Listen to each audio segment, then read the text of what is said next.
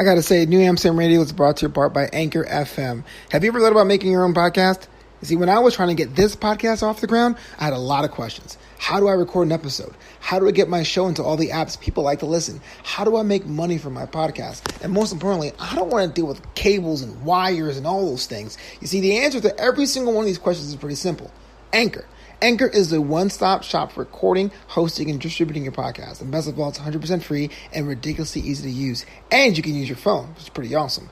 Now, Anchor can match you with great sponsors who want to advertise on your podcast. That means you can get paid to podcast right away. In fact, that's what I'm doing right now by reading this ad. So if you ever wanted to start a podcast and make money doing it, go to anchor.fm/start. That's anchor.fm/start to join me and the diverse community of podcasters already using Anchor. That's anchor.fm/start. I can't wait to hear your podcast. Coming to you live from the high-rise mayor's office in the city of creatives. It's New Amsterdam Radio. Hello, everyone. Flobo Boyce back again to sit and chat with people who are moving and shaking in a good way. I mean, in the world of creative arts. This week's episode is with Steve Kaufmann. Here's someone I alluded to 2 episodes ago when I sat down with Alyssa Phillips, because we both have a mutual friend, and he is a genius, although he will definitely be coy, as you can tell once you get to the actual interview. Before I do, just want to say thank you so much for checking out this and all the other episodes in New Amsterdam Radio Canon, and checking out the relaunched newamsterdam.com website. There you can see all the shows that I'm working on, and those who have, and drop me a line of DMs or just send me a text or an email saying, hey man, I see you. I see what you're doing. Greatly appreciated. As we enter the holiday season, I gotta say, there's 2 ways you can support the show, or 3 technically, if you're listening on Anchor. Anchor.fm, just search for New Amsterdam Radio. You can donate right there on the platform, or you can become a member of the Boisterous crew over on Patreon, patreon.com/FloboBoys. There is bonus content there, updates. Show notes is a new feature where I will show you the questions I had planned for the guests on New Amsterdam Radio. You can see how sometimes it's said to a T, and how other times it's kind of goes in its own direction. So all that stuff and more is at patreon.com/FloboBoys. Join the Boisterous crew. And as we head to the holiday season, you can buy a t-shirt over at Flobito.threadless.com. A lot of cool designs there. I have a couple because, I like me, but if you like me, you can buy one for yourself. Now that's out the way, let's get on with it. Let's give it up for Steve Kaufmann. Here's a guy that is a wrestling fan like me, who's into content creation like me, but he has a twist I think you guys will all appreciate. Welcome back to New Amsterdam Radio, the podcast for creatives, where we ask not only the why, but the how. We are live in the mayor's office, and I'm being joined by literally the smartest person that I know, Steve Kaufmann. How you doing, sir? Don't ask me a math question. You have 12 cakes, and I ate 8 of them. You would have 9 cakes. Okay, close enough. Am I right? I don't know. Close enough, man. It's the funny man in me that wanted to get that math question wrong. It's actually... Yes, thank you so much for having me here. I was just going to do a bit about me and math for a second. Hey, man, I pride myself in my intros. I hope that wasn't too big. Well, the thing about New Amsterdam Radio is that we try to find creators from all different aspects, all different worlds, all different lives. But I think you're in an interesting case because if someone just scrolls by your social media, people will say, "Oh, you're just a host." But that's not the case. Steve, what do you do? I am a channel manager. Some would call it a digital producer. I would. There we go. Well, I'll get into that in a second, but I'll get into why I stick with channel manager, channel owner, channel operator, if you will. Channel co-owner, to be very specific. I run multiple YouTube pages for multiple pro wrestling podcasts. All of those, and you might be wondering, like, oh, you came from AfterBuzz, so podcasts like that where people appear on video like you're doing now? No. They don't do that. They put out the audio. Actually, funny enough, adfreeshows.com, Conrad Thompson, I'm jumping all over the place, but my clients are soon to be releasing their stuff on video, but only on their Patreon. Okay. So that doesn't change my business at all, in spite of being their, it's head of video, if you will. It's like but this show. We have audio for the people who don't pay, and then our video is available for Oh, those who okay. pay. Oh, you get it. All right. Yeah. Anyway, I'll get into, if I were hired an employee of the people I work with. Sorry, if I were the employee of my clients, I would call myself a head of video, digital producer. There'd be a lot of a head of digital executive. Like, there'd be a lot of employer titles. Employer titles imply that you want another job. Right. I don't actually want another job ever again. This is it. This is the dream job, or the job that you're okay with the most. In the sense that the title is effectively entrepreneur / business partner. Yeah. I'm hoping, I was November 2017 when I reached out to Conrad Thompson, and I'm jumping, but I'll come back to that story. I was selling T-shirts at the Pantages while Hamilton was happening. Aw. And you might be like, "Oh man, Steve, you were in the room where it happened." Funny, no one was ever allowed to see the show because it was sold out a million times. So I would hear Hamilton all the time while I sold T-shirts. So some would say I was outside the room where it happened. Yeah. But my hope and prayer is that that's the last job I ever work. Right. And what I'm doing now. Shirts, right? Yes, they were 100. Oh, no, I was still in the building. I was outside the Pantasia selling shirts. No. I was working for the production. I was still in. Okay. I was outside the theater, but inside the building. I should clarify. Funny enough, there were a lot of people arrested in that first week for selling bootleg shirts on Hollywood Boulevard. Like, because that's part of what Hamilton wanted when they came into town, was like, we don't want other people selling our wares on Dine Street. And then they were able to get it all taken down. But that was the last, like, hourly wage kind of a job I hope to ever hold. What I do now is I'm a partner to people who need someone to run a YouTube page, and then instead of taking a salary or having traditional employment that way, I just build the whole thing from scratch and then see a share of the revenue forever. And so maybe whatever you can disclose, it's up to you how comfortable you are, but that's in your contract where you say nothing up front. Let me do the hard work, but in exchange for, I guess, the contract length or perpetuity, is it kind of the YouTube revenue, or is there any other ancillary revenue streams? YouTube net revenue is what I go after, but I also say, when I say YouTube net revenue, that means AdSense revenue, that means Super Chat revenue. That means if y'all ever want to do memberships, which is like Patreon but exclusive to YouTube.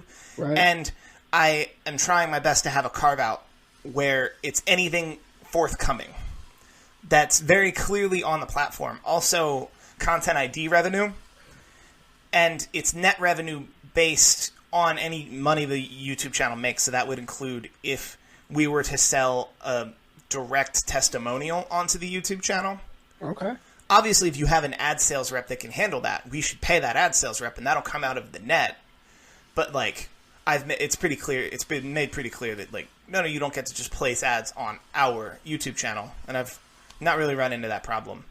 But also, what that allows me to do is, I'm not there yet, but it would allow me to subcontract some of the lesser work to allow more opportunities and time for me and my time to maybe consult if the owner of the Knicks listens to your podcast. Yeah. I picked a random team. I don't know. Hey, it's kind of cool because hopefully New Amsterdam blows up to have my own network too, and I would definitely employ you. But let's talk about that inciting incident, right? Because most entrepreneurs have in a situation where they're in the diner and they're racking their brain, and someone has an idea on a napkin or the pipe bomb or whatever. But you sent an email out to Conrad Thompson and said, "Here's my shot," or did something happen before then that made you go, "This is the path I'm taking"? I would call it two inciting incidents. One was I moved out here. I have a film degree. Moved out to LA to be an actor. What? Film gang. What? Nice screens. Like, I think you can tell from both of our shots that, like, oh no, they're both film dudes.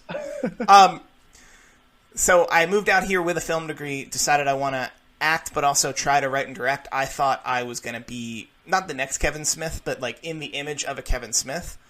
What I realized is even someone like Kevin Smith, in order to really be an auteur like that, you have to have something to say. And Sure.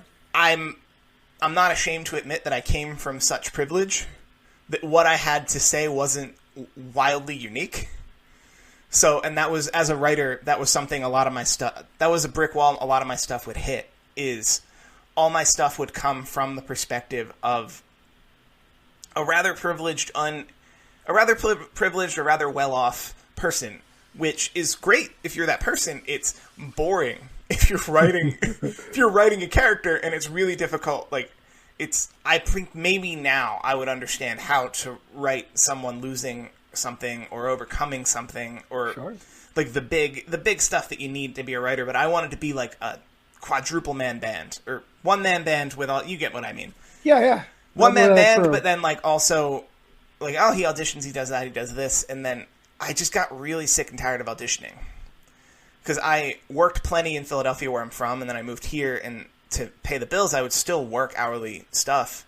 And what I learned is in LA, when it comes to jobs, there are so many people who move out here, try to audition for stuff, get a job at a Starbucks or a Best Buy, hold on to that job so much is the second they get any opportunity, they'll flake out on that job, they'll lose that job, auditioning doesn't support you, and then they go home.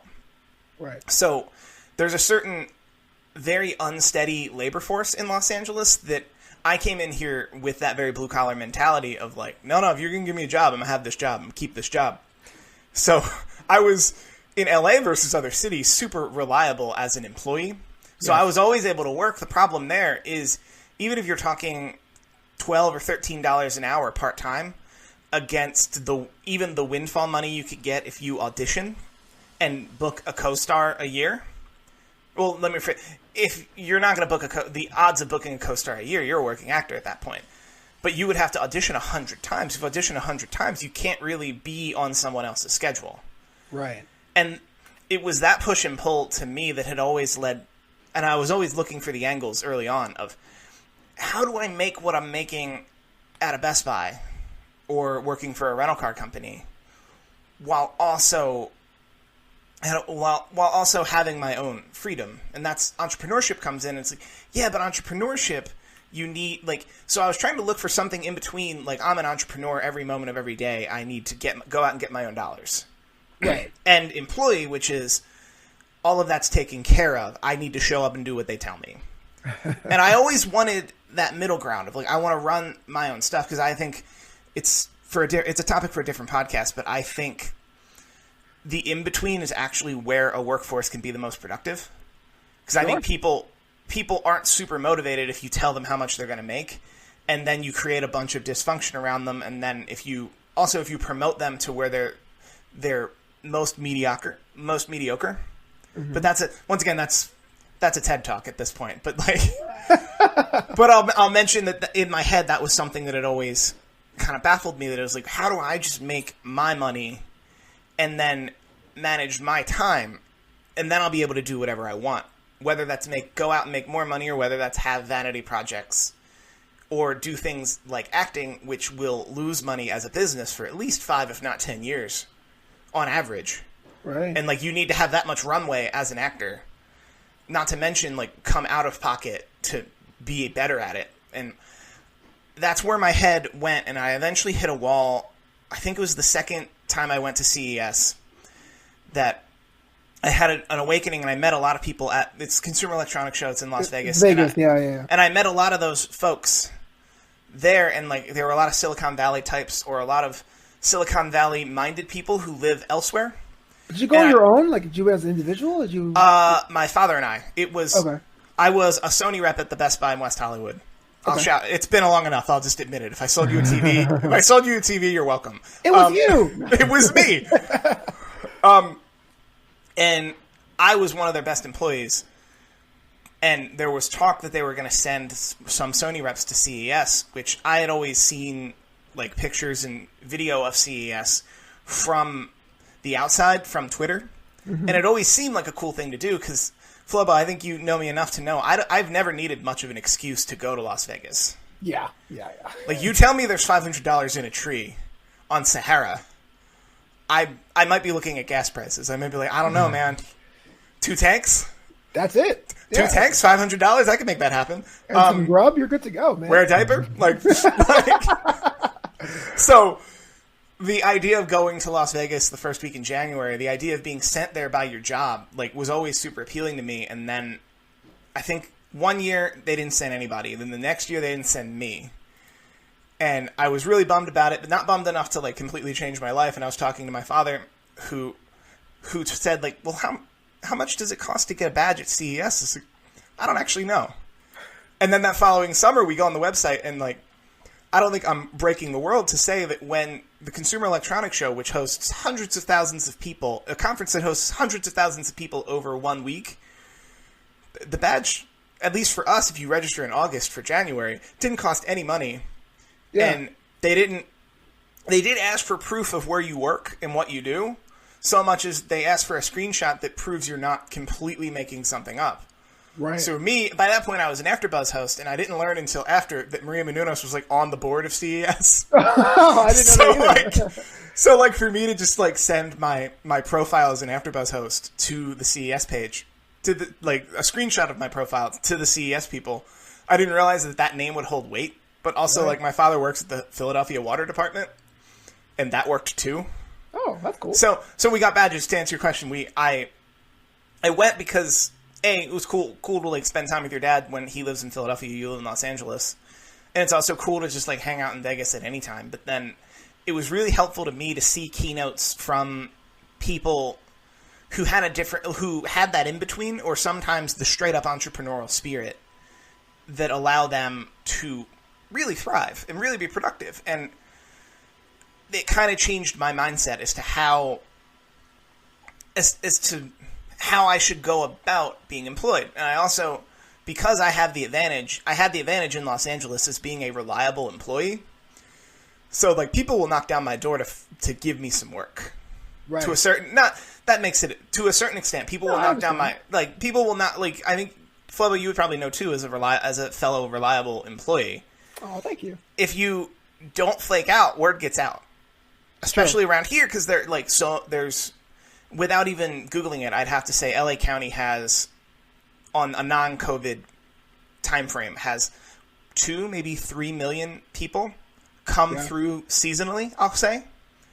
That they move here, they try it out, and then they leave. And some of them come back, some of them stay around for maybe longer than that year, but generally speaking, I'd say there's a very cyclical population in Los Angeles, and those are the people who are usually your baristas. They're also the people clogging up the 405, which is another reason to work from home. Right. And I kind of decided that, you know what? I don't want to call them frontline jobs, but the behind the frontline jobs will knock down the door to find you. And if you absolutely need to pay rent, you can do those. And those aren't easy. Those aren't hard for you to find and land. Yeah. Those aren't what you want. You obviously don't want frontline jobs. And that's not to say against essential jobs. I'm saying barista. I'm saying frontline job. Absolutely. Pay-wise is all I mean. And I decided, do you know what? You've built yourself an incredible base financially that if you're pitching if you hear about the job on Facebook, if you see the job on LinkedIn, you don't want it. You don't want it at all. What you want is someone on an executive or an ownership level to say, man, we should really get in on that YouTube money. And for me to somehow find a way to interject before that conversation goes to, well, what's the name of the position? What should their qualifications be? What should the job be? Because then that's a job. I don't want a job. Right. I want a job as a demotivator in the traditional sense, as what would happen if, let's write up a LinkedIn post. You've already thought too hard. Because at that point you're looking for an employee. You're not looking for Steve Kaufmann. Right. And this was around, I would say 2015, I think 2016. The January of 2016 was when I really devoted myself to any career-based position is what I started changing the mindset, changing the words. It's any career-based position. If they are posting it formally, they're not looking for you. Therefore, you don't want it. You can go back to selling TVs. You can go back to renting cars. you're fine on jobs. That's very athlete of you. Like, no one ever says, "Hey, are you looking for a point guard?" It's usually like, "I want to get in the whatever business, the Dan Willard business or the Tom Brady business." And I wasn't opposed to being snatched up by Fullscreen, let's say, but I was opposed to Fullscreen's looking for 9 editors. You could do that, right, Steve? No. Right. I was also around this time. I was also editing a feature-length documentary that never got released. Of course you were. The film school. I was the assistant editor. I swear I'm going to get to the inciting incident. I mentioned there were 2. We're at the first one. That counts. Film school, very good editor. I was the assistant editor on an educational film before that, so I was working my way up through that world. That also gigs and side jobs and just the kind of beer money that you could live on kind of work. Yeah, that's the other. I was always able to not starve. And then it was November 2017, and I had felt super bummed that I had to take this job at Hamilton. Nothing against Hamilton, nothing against that job. Honestly, it was one of the better jobs. It paid a little less hourly than I felt I was worth, but it was also super seasonal. It's Hamilton; it's not going to be in town forever. You either want it or you don't. And I'd really also that was in August. The June before that, I quit drinking. So I guess, honestly, all of those factors became one inciting incident that I realized what I wanted and didn't want. Right. Quit drinking, and then worked a job that I liked but didn't like the pay. And that was enough for me to really try to soul search. And I've always been a big listener of a lot of business self-helpy podcasts. The Guy Raz did the TED Radio Hour, but he also does one called How I Built This.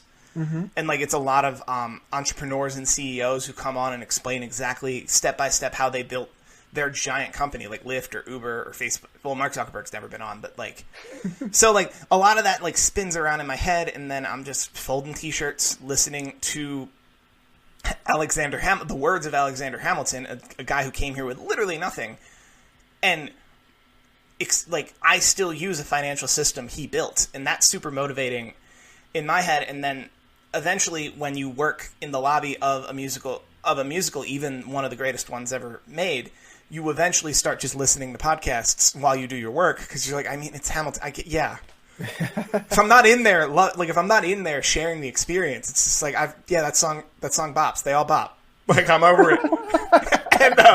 And so I started listening to podcasts. So my time to listen to podcasts became a bit more vast.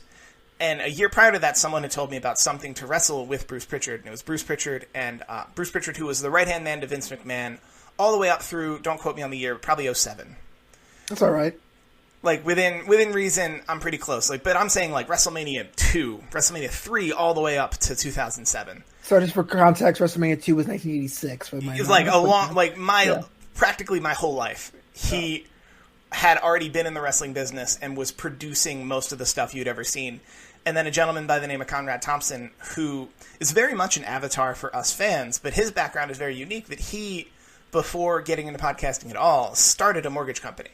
Mm-hmm. Still operates a mortgage company, still probably makes, I would say, the bulk of his money on a mortgage company.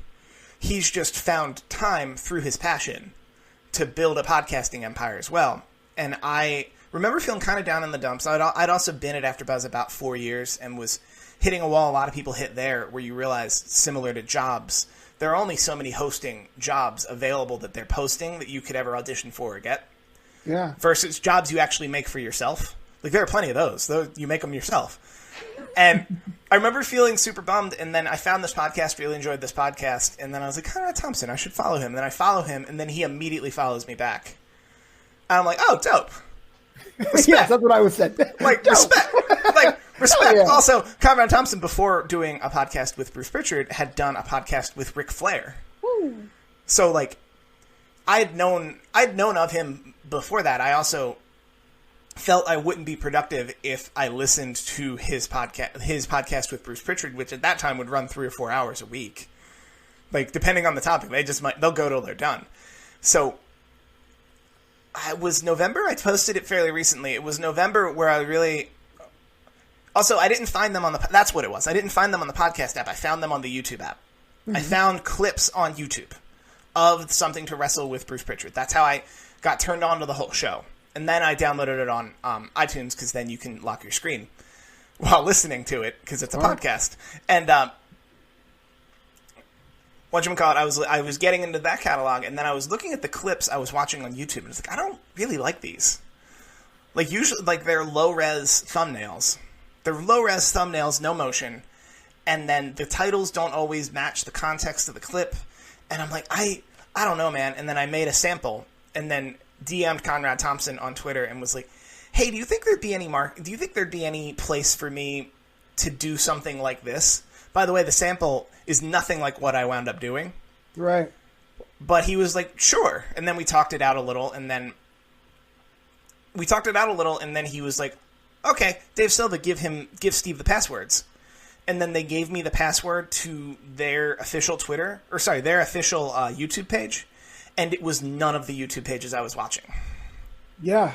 Those were the whole market that I found were people pirating his podcast. Wow. So I spent the back half of November 2017 building their archive on YouTube, which is somethingtowrestle.com. Please go there. But building out that archive and uploading all the whole episodes while also DMCAing every pirate clip. Got to. So very early on, I realized, I'm gonna make at least one hater this way, because the way YouTube's content ID, like the way YouTube's claims system works, is that if I claim 20 videos on your channel, they will take your channel down. Mm-hmm. So all I want is the videos off of YouTube, and what winds up happening is that dude's whole channel goes away. Right. So I'm like, from day one, I'm making haters. It was. Can't believe it, Steve. Can't believe it. But you're a nice guy.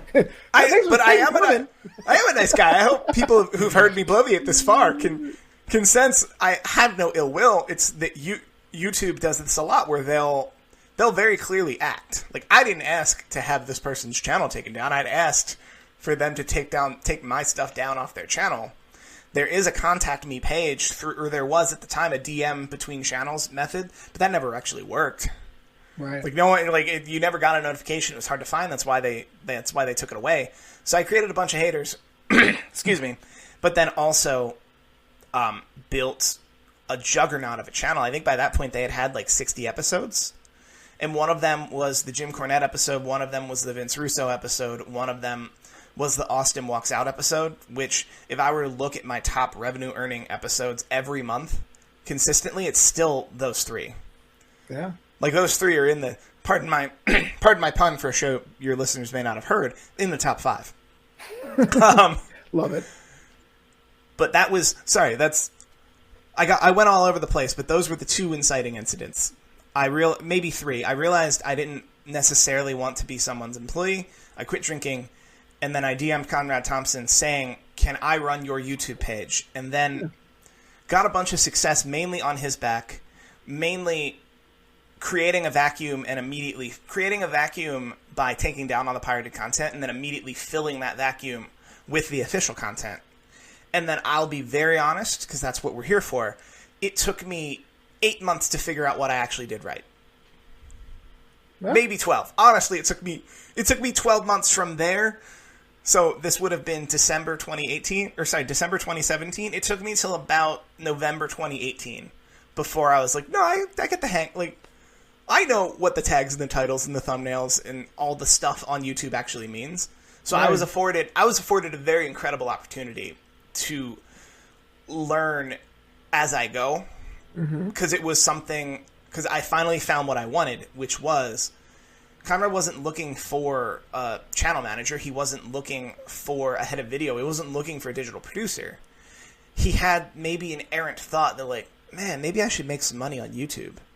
And then it was errant, and then I found him and pitched me and my services, and now I'm in the Conrad Thompson business, and Conrad Thompson's in the Steve Kaufmann business. Yeah, dig it, man. That's amazing. And, yeah, I think that's the whole story. Also, it's worth mentioning he had another podcast with a gentleman named Tony Schiavone that I took over that channel around February. Before that, I took over Ric Flair's channel. Took over, built out, monetized That March, April-ish, I think it was maybe May, he launched a channel called 83 Weeks. That's the Eric Bischoff podcast. And then it was close to a year after that he did an Arn Anderson podcast. And that's right. He did a Jim Ross podcast, but I didn't get my hands on that business until very recently. So now I'm up to 6. Yeah. Not including Ric Flair, because Ric Flair wanted a YouTube page, but he didn't want to appear on it. So I manage that page. So far as if you say terrible things in the comments and the spam filter doesn't get it, I make sure those things get deleted. Sure. But generally speaking, I manage a wildly inactive page. So get me verified, bro. What's up? I can't get me verified on what? Whatever. I want to be verified. Oh, do you want to get in very quickly? That was another small win that was a small 2017 win that before 2018, probably December 2017, Twitter had a form that you could submit, complete with a copy of a photocopy of your ID to apply to be verified. And I had filled out the form infrequently in 2016. And then January 1st, 2017, I vowed 2017 will be the year. Also, if you fill out the form and they say no, you have to wait 30 days. And then you can fill out the form again. Like Instagram, yeah. So in 2017, the very first week in 2017, I vowed, Steve Kaufmann, 2017 will be the year that I either become verified or get rejected 12 times. And it honestly didn't take me, I think it was June or July of that year that they verified me, probably because, because they give you a big giant text prompt, and I think early on I thought the text prompt was all about me, and I would get rejected, and it wasn't until someone told me, hey, you have a text prompt, they're going to read it, make it about why the platform needs you to be verified. And then I really thought about that and took that to heart. And then I still probably had to try that 3 times. But then eventually I got accepted through the verification program. It was about why a verified Steve Kaufmann makes their channel better. And I went out of my way to name the photographer in Portland and the linguist in Canada. And there at the time there was an SK fan zone. And I was I just want people to know that ain't me. And it's just a retweet bot. But stuff like that, and I really made it this for the health of your platform. I should have a blue check mark, and then I got a blue check mark, which was really good because December of 2017, I think they verified a bunch of literal Nazis, and then they took that form away. Yeah. So, had they not verified me, I wouldn't have been rejected 12 times. Sorry, that's a cool thing, man. To say that you're verified on a platform and verified people, you're in the mix, man. Yeah, I don't. That was a vanity thing. I'll be very honest. Yeah, I didn't take. If you look at a lot of my definitely pre-LA tweets, I was not. I didn't start taking this platform seriously till it's I love Dippin' Dots. 2016. For the 10 years I've been on that platform, I hadn't been taking it seriously for maybe 4 or 5 of them. Fair enough. So you mentioned that you're doing this digital producer / head of video thing, and a lot of our listeners are on the beginning of their journeys. There's something that they do, there's a passion there, they may be working on the Great American Novel, but they have the day job like you mentioned. They're folding their own t-shirts over at Hamilton. I guess the question I have for you is, how were you able to work a full day and have enough juice to work on you at night, in the mornings, on weekends, to start that ball rolling for what eventually became your main source of revenue? It took 6 years. No, give it up, guys. 5 years. I moved here in I moved into LA in 2011, and I don't think I really felt like I had it all together. Probably not 5 years, 3 or 4 years. So a little bit every day. I also, and you and I met at AfterBuzz TV, and AfterBuzz TV to me was constantly be productive. And productive doesn't mean your output needs to be what everyone tells you your output needs to be. Productive only means you need to have an output you're happy with. And I, before AfterBuzz, was super unhappy with how much TV I was just watching. Not watching while exercising, not watching while working, not even watching while tweeting, just watching. So what attracted me to AfterBuzz TV is, for an extra hour in a commute plus a show, like maybe an extra 2 hours per piece of content I watch. I actually make a piece of content that hires my stature in that industry. If AfterBuzz TV existed now and someone wasn't on there, I would teach them how to do what you're doing. Because when I joined AfterBuzz TV, it wasn't as easy to just stream live and do a show as it is now. Right. So the question was, how do you work on yourself? And I think the answer is know who you are and what your tendencies are, and then know what you want, where you are and where you want to be, and then look at literally everything you do, from brushing your teeth to taking the earlier train, and think, how can I be more productive? And not productive in the, like, I make 9 more widgets for someone else's profit. Productive for you. Mm-hmm. How do I make that money? Or in your head, you eventually can draw it back to money, but sooner it's like, if you're on the train and you're listening to a podcast, that should be a podcast that expands your mind a little bit or informs you a little bit. Or, there are a couple podcasts out there that are just for channel managers and YouTube people who are in like the bare bones of YouTube, how the platform functions. And like, if that's where you want to be, maybe you should spend some time listening to that content instead of, I don't know, what do people listen to now? Joe Rogan, I guess? I don't know. I don't know. I make stuff. I listen to stuff. But like, that's the thing. Like, a podcast like yours, where very successful people come on and explain where they faltered, what they do. A podcast like How I Built This is another great example. TED Radio Hour. Like, I could list them all. Yeah. Something like that. If you're already on the train, you're already going to listen to something instead of listening to Yellow Card again, which we've all had that. We've all gone down that hole. You listen to something that kind of furthers you. So similarly, if you're at the gym to make your body and your soul better, your body, mind, and soul better, instead of unless the song really amps you to a place where you do it better, listening to something that'll expand your mind, like an audiobook or a podcast, there are little things like that I've picked up in the last 10 years, that any moment is a chance to be productive if you just redefine productive. That's quirky. Where yeah. I have some thumbnails to make for Jim Ross's channel later today, and I think I have all the assets loaded up. I think I'm just going to do a quick stream where you see my face and then my Photoshop, and then I'll just make the thumbnails and then I guess interact with the chat. I haven't thought it through. Yeah. That's pretty awesome. Yeah. So I guess stream more is a 2021 goal of like be myself out in the internet more. Earn that check mark. Wow, I earned that check. I get you. Like, I earned that check mark.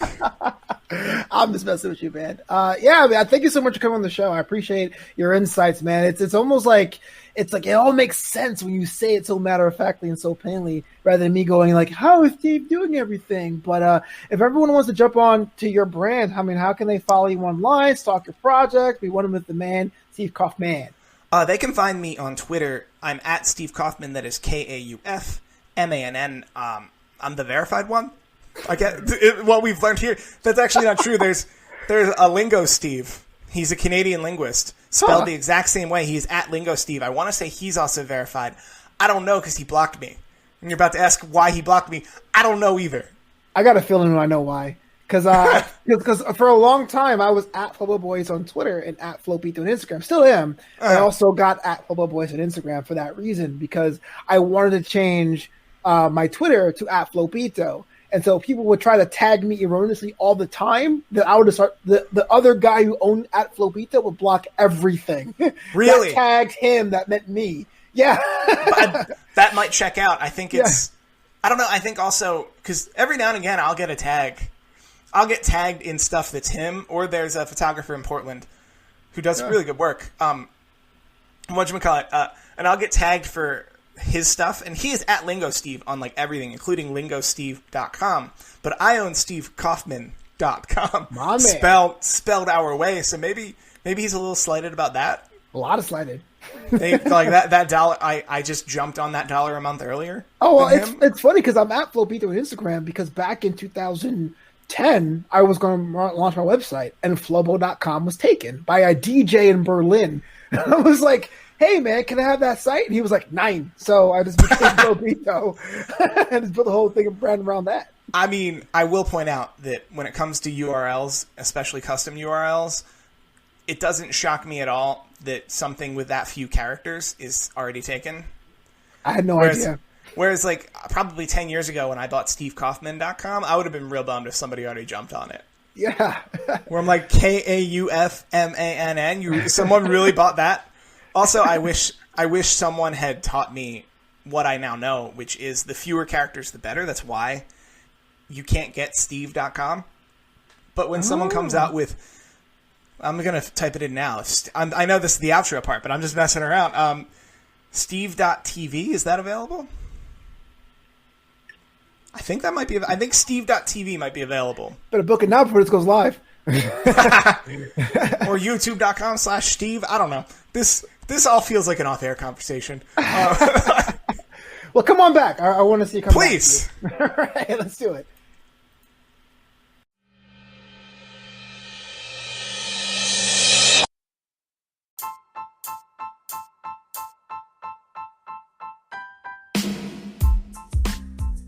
Steve Kaufmann always makes you think about the other side of the art.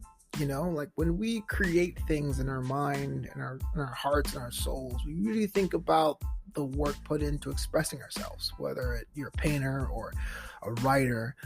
Very often, a lot of us, we gotta get stuck in the commerce side, how to build a brand, how to build a platform, how to make it go, how to treat yourself as a business, the left brain side of everything. And I think Steve is a great resource for that. So make sure you follow him over on his social media channels, see how he is making it work for him. That does it for me on this edition of New Amsterdam Radio.